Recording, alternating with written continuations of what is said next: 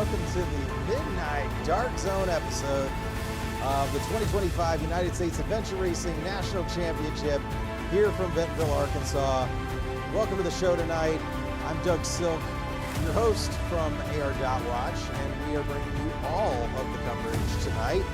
A lot of things have happened since our last show, and we're going to be joined a little bit later by the Mr. Dark Zone himself, Brian Gatens, along with Mary Foster, who are over at TA5 right now, taking in all of the sights and sounds and getting to talk to teams, because a lot of the teams are at that O relay right now. That O relay is pretty unique because every member of your team has to go out on the O relay.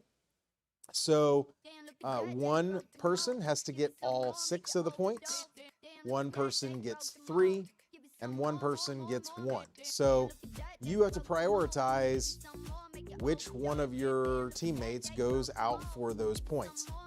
Generally, it's the strongest nav and the fastest person goes out and gets all 6.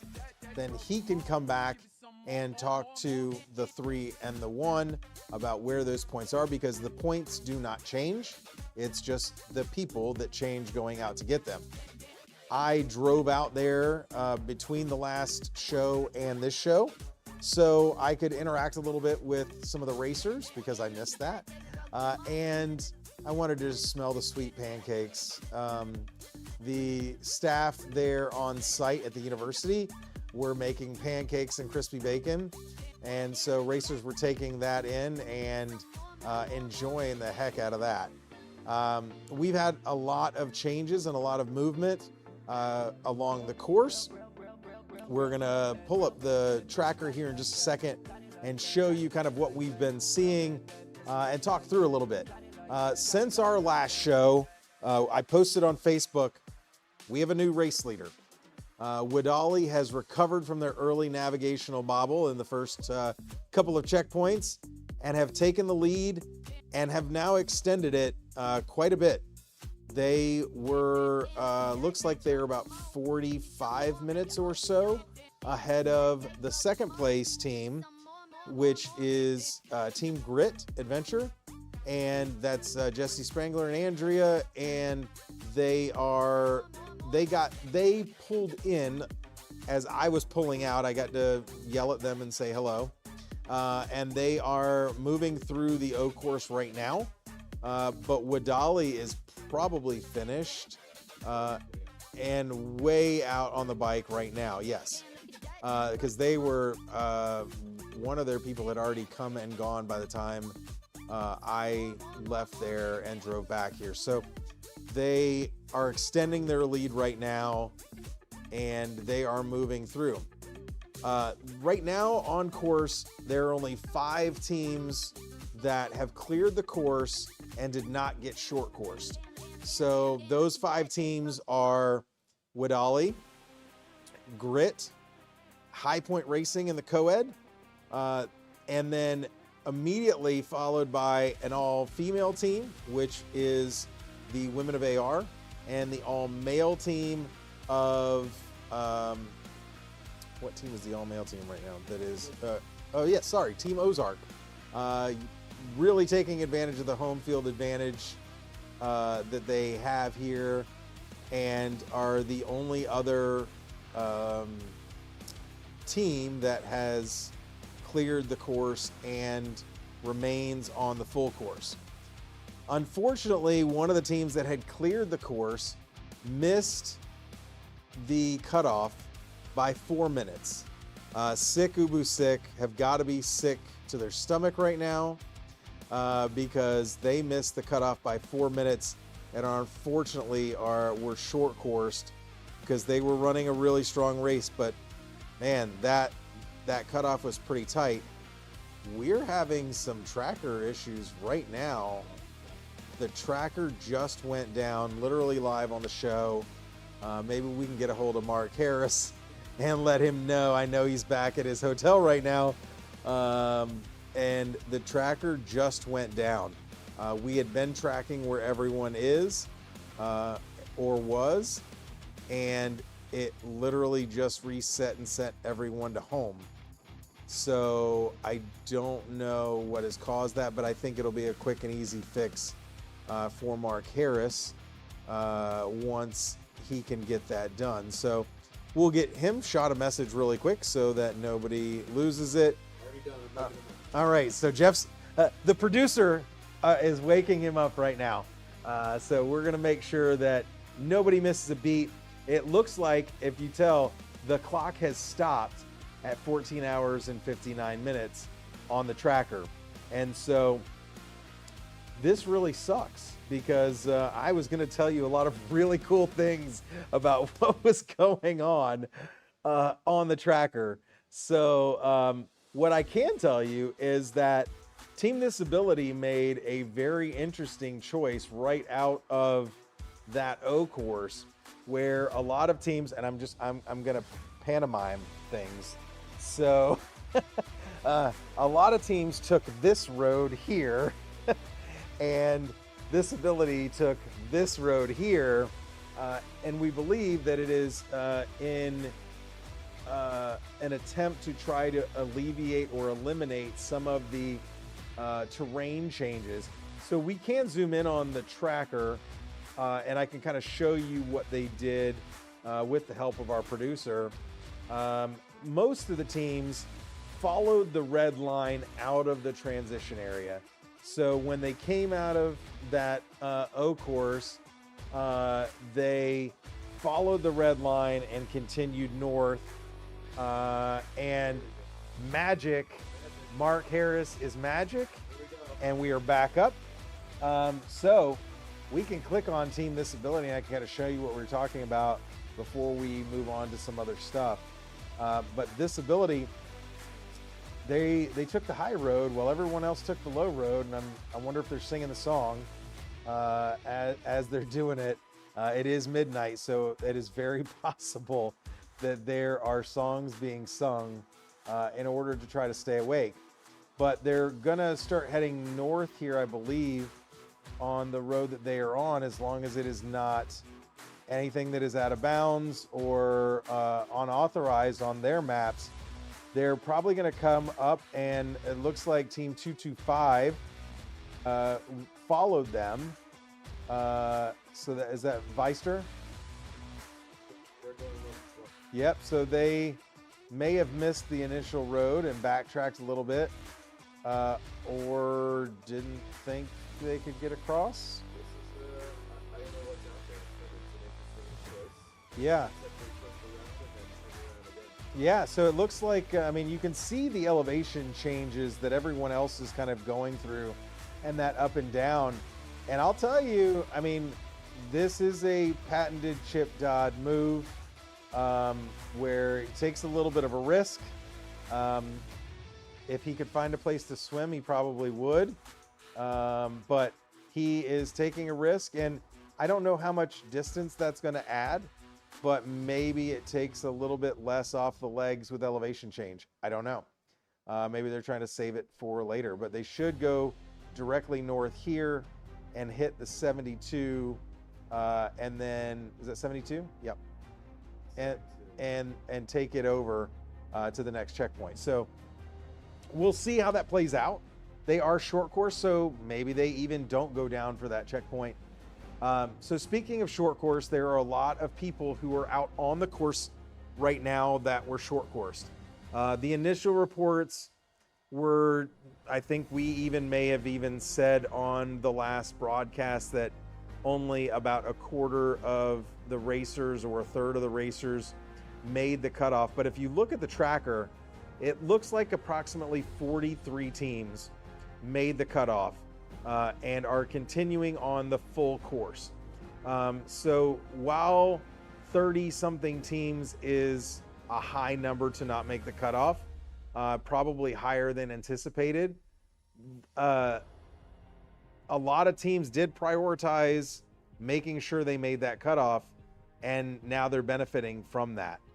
We talked about the Sekubu Sik not making the cutoff. If we pull up their tracker, you'll see there that the TA, go down to the TA for time, and you'll see that their TA4 time was 16:04. TA3 is 16:04, which is 4 minutes after the cutoff. Had to be super painful. I will tell you, I talked to several teams at TA5 who did not make the cutoff.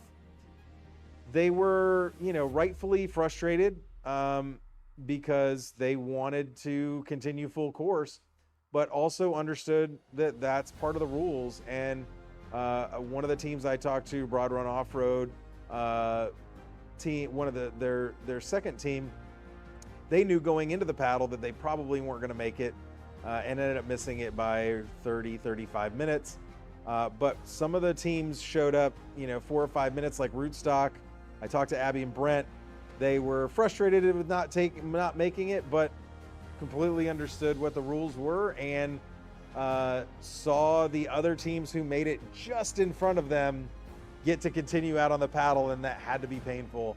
But they were in good spirits. They were moving really well, getting some pancakes and bacon before they headed out back onto the course. And now they are moving well, and they are pretty far up on the course, I believe. Are they number 9 or 6? They're, yes. Number 9, yeah. So they're literally leading the charge right now up towards the rest of the course. Now, the big question is going to be, are these racers that were short-coursed now going to make sure that they take the time to complete the 33 miles of single track that is in the final leg of this race? Because that is going to be the big question. I think most of those racers want to continue to clear as much of the course as possible. There are still a lot of things at play here, right? Points for the season point title, they're still at play. Points for the ARWS season are still at play. So this is not the time to say, woe is me, I didn't make the cutoff, let's just go to the finish. This is the time to go and continue to compete, and I hope that racers will continue to do that. We do have a lot of teams that are gonna have to cut things later. If we look at the tracker, there are teams that are just now finishing the O course, maybe still in that transition. The final O course, the photo O course, that had to be difficult at night. I did it during the day and had no problem getting it and seeing the things, but there were a couple of those points that were going to be very difficult to get at night, specifically point 2, which you really need to see the silhouette of the rocks on the bridge in order to kind of tell where you are. So that now teams would have the ability to change out that photo if they got the other 5, but the way that works is they would show their answers to the TA volunteer. That volunteer would say, kind of like on The Price is Right, you have 4 out of 6 correct. They don't tell you which 4 are correct. So if you go back and you change 3 of them, then you come back and they're like, you have 2 correct. That means you changed 2 that were correct and now they are wrong. And then you got to figure out which of those 2 was correct. So that could be a numbers game. Maybe you play the odds and you just don't go out. You just keep turning in numbers and see how many you can get right. But we'll see what happens. Most of the other teams are on the bike, moving their way up. 219, I don't know what they're doing down there. So 616. Looks like they may have missed the checkpoint there, which is, we talked about this when we were going over the flyover, that if you're not fully awake at the wheel, you could miss some of these turns that are going to be important to get you to the next point. So hopefully they can either correct that soon, or we can see what they're going to do from there. As we continue up towards TA5, looks like we have a gaggle. Actually, I think we called it a punch of athletes that are together. We're going to start making Brian Gatens' term a reality. It's a punch of of adventure racers that are riding in the same area together. That should be very helpful in the dark. I was riding up in those areas when I went out to TA5.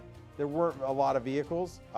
And as we're talking, 219 has turned around and realized their error and has now headed back, hopefully towards that TA to to the checkpoint, to get the checkpoint and go the rest of the way north. So hopefully they figure that out, and maybe we can figure out what's going on with Team 26 before we finish this broadcast today. But those teams are going to move their way up, and I'll tell you, it will feel really good when they get to TA5, but they're going to have to make a decision. Do they take the time that the O relay is going to take, or do they hit the TA and keep moving? That will be a little disheartening if that is what you have to do, because there is a lot of biking left, and you're going to get tired of being on the bike, especially with the amount of mileage that is still left. Teams still have to get to a lot of single track. So, there still is a lot of time. We are literally halfway through the race right now. 15 hours in, 15 to go. If you watch USA Soccer, 45 down, 45 to go. That's just my little soccer reference. So I've always wanted to do that. But yeah, so they got 15 hours down, 15 to go, and there's plenty of time, but they're going to have to get it moving to continue to push their way up the course and head back towards the last big leg, which is the single track.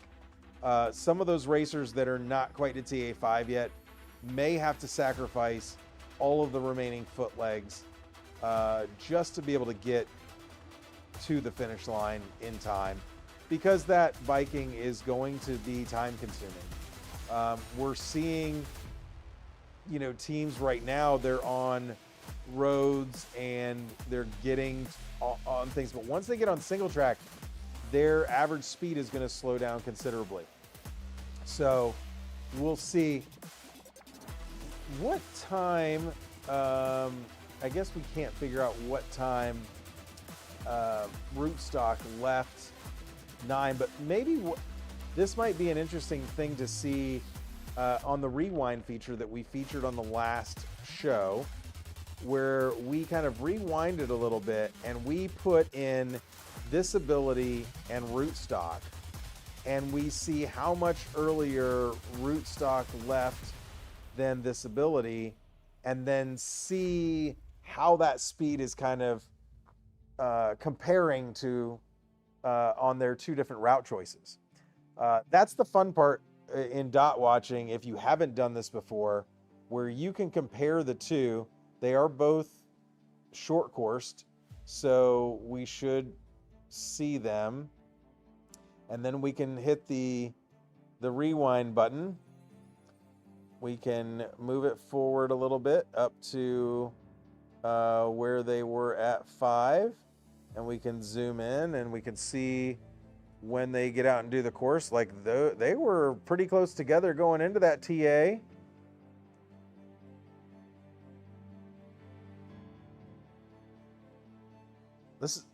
I didn't plan this comparison, but I really like it right now because you can see them moving around the course.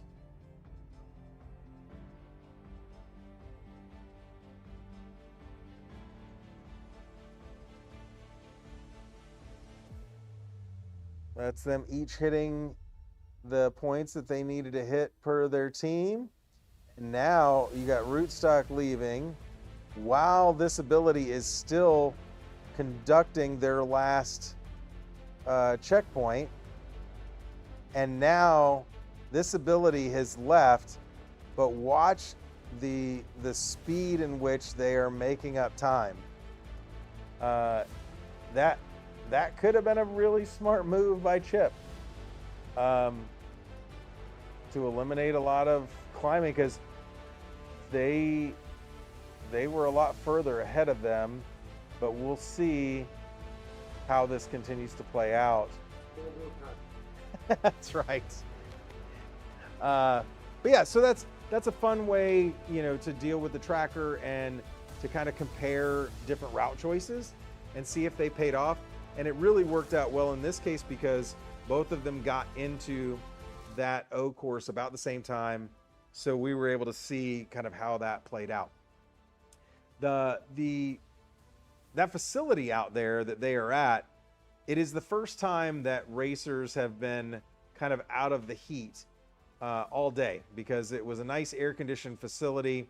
In fact, I need to file an official complaint with USARA because I was harassed by Brian Gatens and Mary Foster because they say that I am just going from one air-conditioned place to another.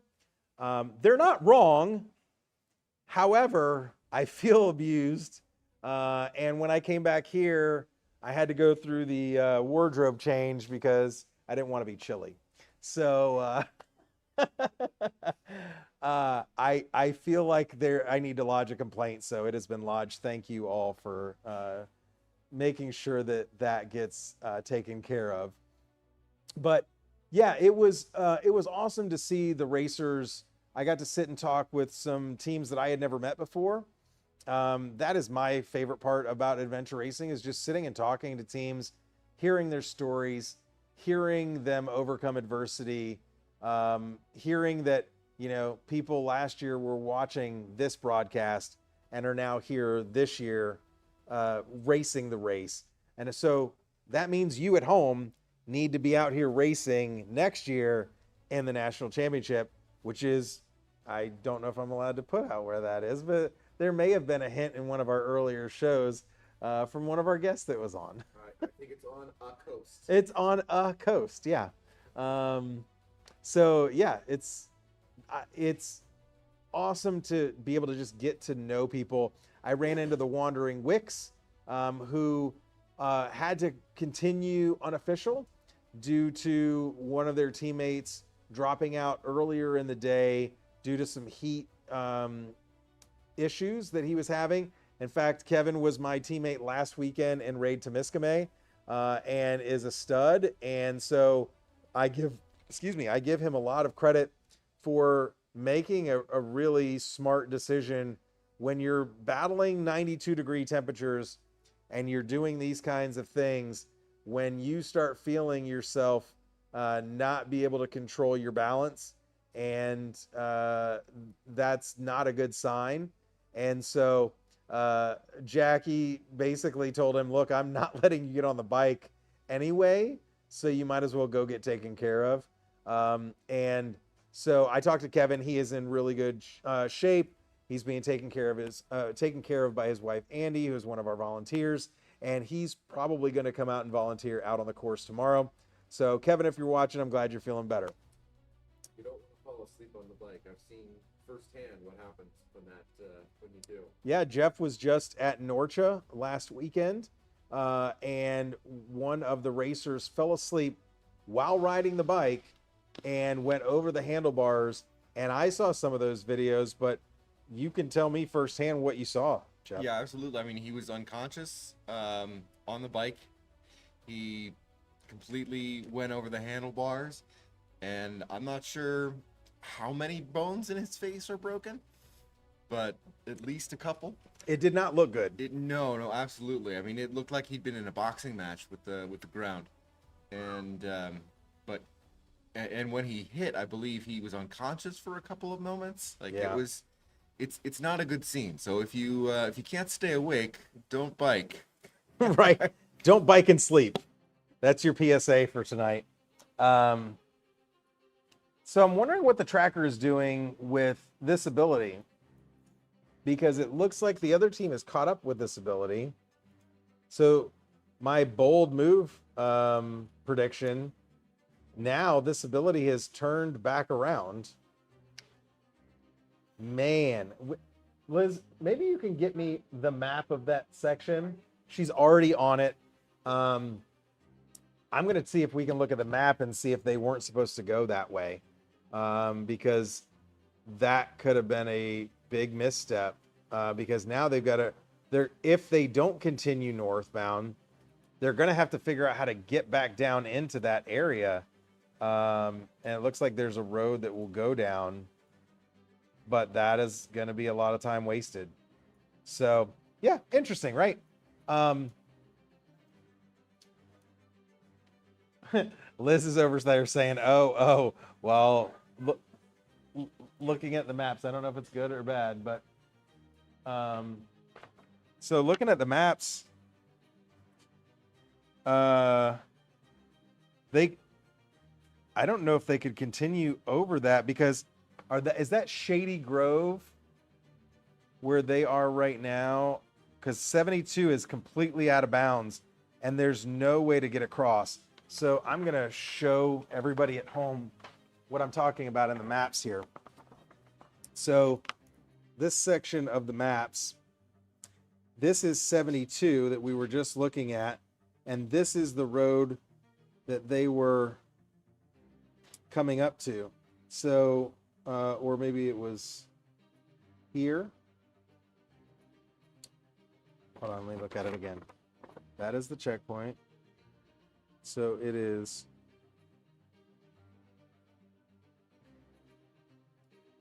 this point over here is Shady Grove, probably. So I think what they're going to have to do is, because they can't go north, they're going to have to come back down and go back into the valley. And I don't know if, doesn't look like there's very many trail systems, but that could be why you're seeing them come back down. Because if you watched our live from the start this morning, you heard Miss Stephanie Ross scold everyone and let them know that there will absolutely be consequences if anybody goes across any red X that is on this map. So looked like a good move for a few minutes, and now it looks like they're going to have to come down Benson, which I'm trying to find. Yeah, I mean. Oh yeah, so Benson on this map was way over here on the map. And are we showing my map? Yeah. Okay. And so there's no clear way to get across. They're going to have to come down into that valley and take Kane across to the Georgia Flat, and then they could come up here. So probably what we're going to see is they're going to go straight down Benson down towards where 211 is right now, and then take that up. That is Kane Road that comes across there towards 211. We just have a little refresh here. Yep. Kane Road. I don't know if you can Big Kane Road anywhere. or maybe that's what they were thinking that was Kane. It looks like Benson turns into Georgia Flat Road, and that is pretty much the only way back to the original indicated route. But yeah, it's a... Yeah, so here on the map, it looks like here that this section of Benson comes down, and there was a Kane Road that comes across that doesn't really show up on the tracker, but they would have to come down and get into this groove and take it across to then come up, and then they could get on 72 and come over and get the point if they wanted to and continue into the town. Oh dear me, they're probing. They're trying to get across now. Look. Well, so that is on this map. That is Kane. Okay, it's that if you see it, it's not actually on the tracker. There's no map. There's no. It doesn't show on that mapper, the tracker map. The same road that. That's Oh, so no, they're not on Kane. they're not. They need to be up higher. So 225 found the road that goes across, but this ability is struggling. Are they bushwhacking? I mean, they're in a dead end on this road, so Wow. that's a long bushwhack if they're gonna attempt that. Yeah. They didn't go far enough north to hit Kane. And now they're taking some time off of this great move that they had. And that just shows you best laid plans, right? You can be moving the way that you want to move. And that's another rule of adventure racing, is that it's always further than you think it is. But a lot of times you're like, maybe that was the road and it just wasn't marked. So they took the dead end, and now maybe they are bike whacking Over to Kane. That also is a very typical Chip Dodd move of just making it happen in bad situations. So that Wadali is moving along over there on the right and catching up to some of the teams that had been short coursed and were ahead of them, but they are full course, clearing the course and moving their way up. We're hoping soon to be joined by Brian Gatens and Mary Foster, but I don't know. I know that they were possibly taking a nap. And so if we don't get them on in the next like 10 or 15 minutes, we'll probably wrap it for this midnight time period, because really all we're doing now is talking about what you're going to see over the next 3 or 4 hours. We'll be back again live at 7:30, where we should have a lot more updates, and we should have people that are much closer to the finish line. Hoping that people will take advantage of having this extra time to be able to do some of the amazing single track that is going to be up in that area. And if you've raced in any races that go overnight, you know that these hours are the witching hours, and they're very difficult, not only on your body, but on your mind. So when you're hurting, you've been sweating your butt off all day. Now the temperature is dropping a little bit, so your body's cooling a little bit. You may even get a little chill, even though it's 70 degrees outside. Now your body's using a different source of energy to try to make sure that you're staying balanced and where you need to be. And you're trying to move yourself through the course, and it's dark. You can only see 20, 30 feet in front of you, because that's what the light on your bike will see, or the light in front of you from your other racers. It gets monotonous, and you're starting to get tired. And these hours between roughly 12:30 and 4:30 are probably the hardest of any race if you're racing overnight. Around 4:30, you start thinking, I've got an hour until sunrise starts to come up, or you start to see the little glimmer of light. Maybe not a full sunrise, but enough to give you hope that once that sun comes up, you're going to be stronger, both mentally and physically. And it really does rejuvenate you once the sun does come up. Just 1 or 2 degrees with that sunlight is enough to really re-energize and recharge a lot of folks. Oh yeah. And right now they're being buoyed by probably seeing headlights of other racers, because it's pitch black out there. Now there is a really awesome moon tonight. It's about a half harvest moon, so it's huge, and it was orange up in the sky really bright orange. And so racers probably took that in. We had really unique sunrises and sunsets today where both of them here were spectacular.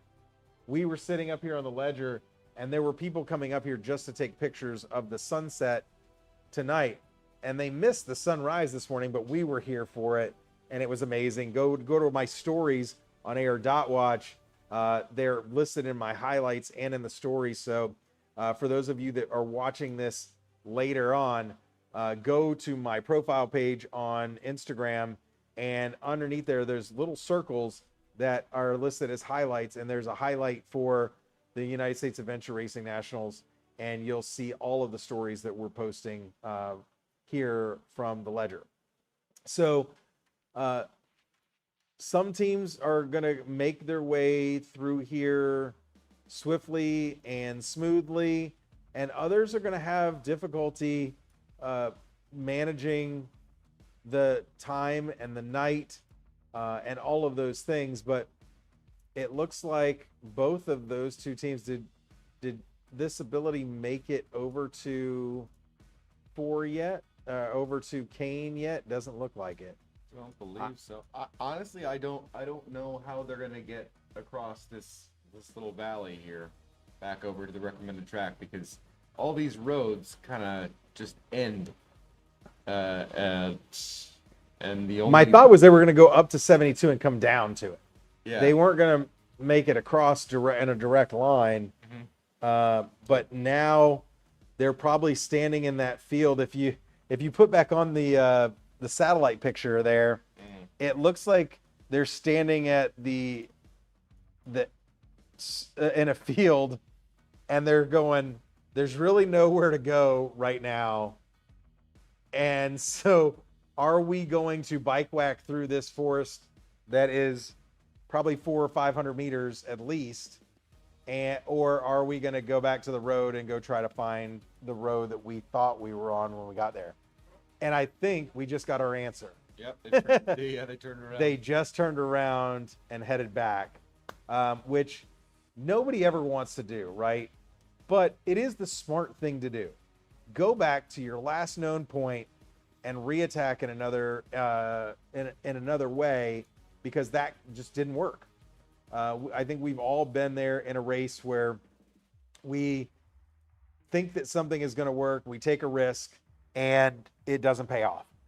And really, it just depends on how you react from that will determine what your next 30 minutes to an hour feels like. But knowing Chip, they are going to be kicking themselves for a while on this one. And Andrea, once she gets to be able to watch the tracker, is going to go, what are they doing? I can only imagine her pacing around. Oh, yes. If she's watching right now at TA5, she is definitely going, Chip! So, yeah, listen, there are a lot of amazing teams out on this course.